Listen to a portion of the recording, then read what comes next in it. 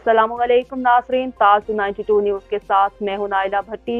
चलते हैं आज की अहम खबर की तरफ। एडमिनिस्ट्रेटर जिला कौंसल कराची नूर हसन जोशी ने कहा है कि सफाई के निज़ाम में बेहतरी वक्त के साथ करते हैं आए हैं। महकमा भी अपनी जिम्मेदारी को ऐसा तरीके से अदा कर रहा है।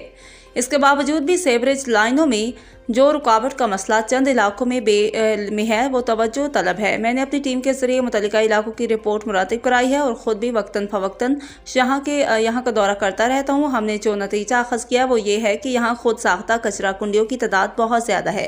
कचरा सेवरेज लाइनों में जाकर बहाव में रुकावट डालता है, जिसके सबब लाइनें ब्लॉक हो जाती हैं और सफाई से मुंसलिक मसाइल दरपेश आते हैं। हम यहाँ पर अपना काम कर रहे हैं और आइंदा भी करेंगे, लेकिन अहले इलाका जिस तरह हर अमूर में हमारा साथ देते आए हैं इसमें भी ताउन करें। खुद साख्ता कचरा कुंडियों में कचरा डालने के बजाय अदारे की जानिब से खुद जो मुकर्रर करदा जगह है वहाँ कचरा डालें ताकि इसको सहल अंदाज से उठाया जा सके। मज़कूरा मसला हमेशा के लिए ख़त्म हो सके। महकमा सैनिटेशन आपके साथ शाना बिशाना होगी।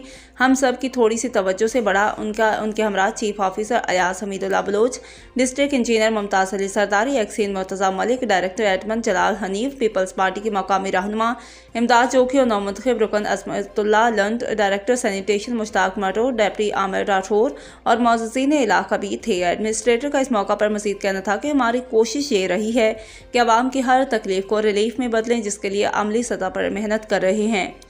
नताइज अच्छे आया होंगे, यही हमारा अज़्म है।